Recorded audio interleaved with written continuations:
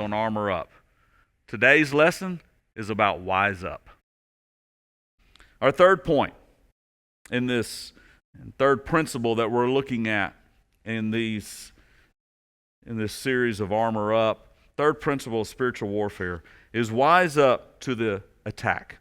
Take your stand against the devil's schemes, he says in the middle part of verse 11. Understanding the enemy's strategy is paramount to victory.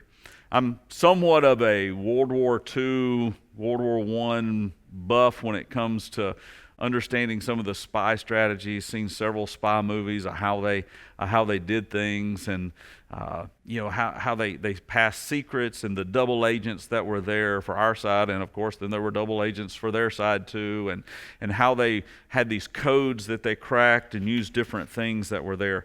That was all done in order to understand what the enemy was going to do so we could make a strategy against them. The picture here of wise up to the attack, take your stand against the devil's schemes. The picture here is troops in full gear, tactical gear, as we talked about previous, ready for the attack.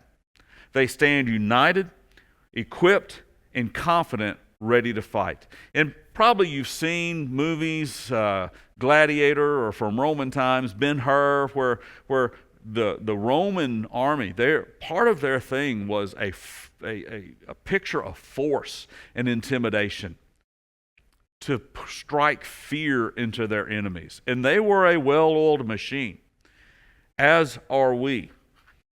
We stand united, equipped, and confident, ready to fight. They knew the enemy's tactics. We know the enemy's tactics. They fight against the devil's schemes. We fight against the devil's schemes.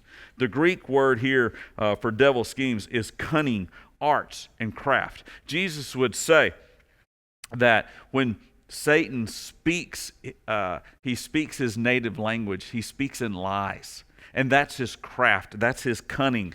That's his art to manipulate. We see it in the garden. We see it all throughout history. We see it all throughout the Bible, where Satan has come along and has worked subtly in lies. That's what he does. He promises to give you something that you don't have and you want, not just really blatantly, oftentimes, most times, very subtly and under the radar. Empty promises because it never fills.